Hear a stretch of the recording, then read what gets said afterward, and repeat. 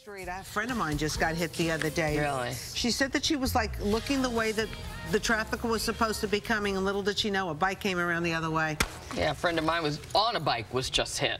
Right. Flew up in the air, but luckily the driver stayed there. So, yeah, be careful all the way around. Anyway, welcome to 9 o'clock hour of Good Day New York. Do you know somebody who's had some problems with their credit history, like their identity stolen, something freaky kind of going on with money in their bank accounts? Or the credit score is just low Yeah. and they can't seem to get their act together. So joining us again, we have Anthony Davenport. He is the author of a book. It's called Your Score, An Insider's Secrets to Understanding, Controlling, and Protecting Your Credit Score.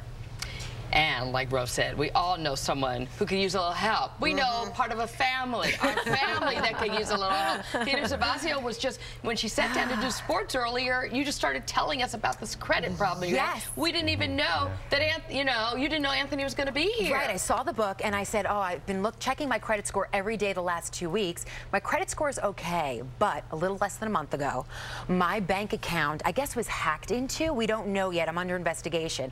So here's what happened. My husband and I are opening mail, and I get a letter from a bank, and it says, congratulations on your new bank account.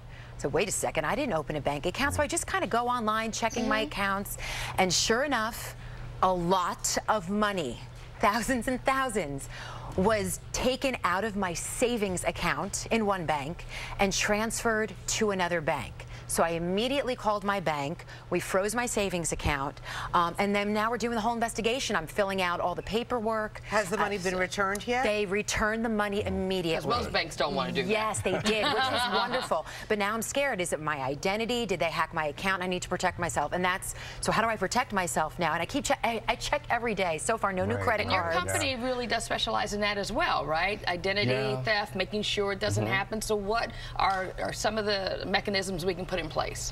Yeah, so we do that with a lot of celebrities, in fact, because their information's everywhere. It's on Wikipedia, it's online, but now everyday people are now suffering this because there's so many breaches. There were more than 1,000 last year alone.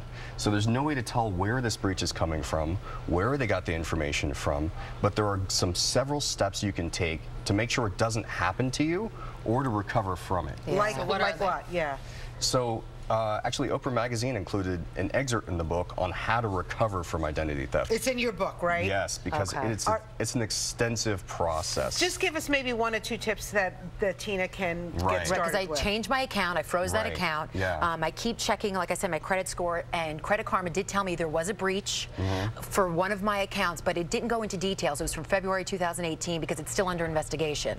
So I don't know where, and it said keyword and username was probably breached. So that could be where whoever got this information, could be where it's from, but I'm just afraid of anything else. Right, understandably. So the most important thing that you can do is to put what's called a security freeze with each of the 3 credit bureaus.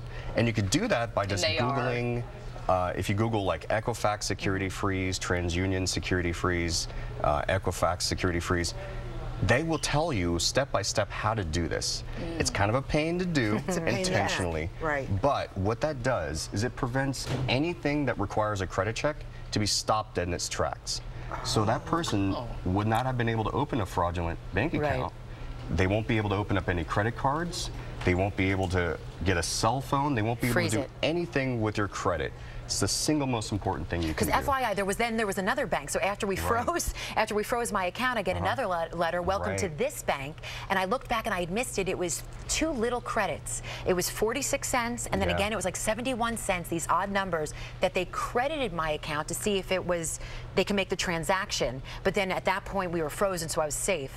So then I called the bank and they were like, oh, well, thank you for telling us our credit, and they took the $1 back or whatever it was. So they did 2 accounts. They opened up 2 bank accounts. So now, so do the credit freeze, Equifax, TransUnion, all of those. Anything else? Yes, you should check your credit. So you should check your credit report, and what you're looking for are the inquiries section. Inquiries will tell you anywhere where someone has applied for credit in your name.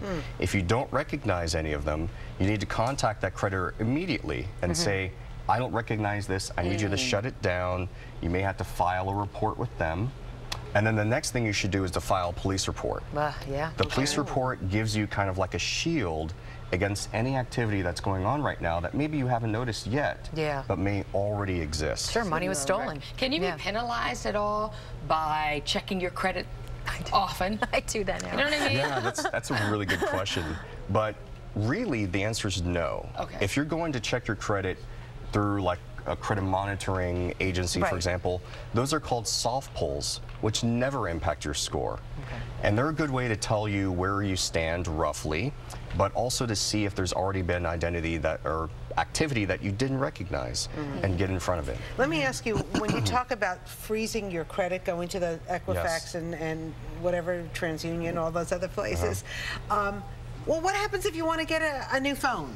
You have to then go back to all these places and unfreeze it every time you purchase something new, or you open up another bank account or get another credit card, or? Yeah, that's why the famous pay me to do it. But it is a bit of a process, but this is a new reality we live in. You lock your car, you lock your home, you have to lock your identity and your credit.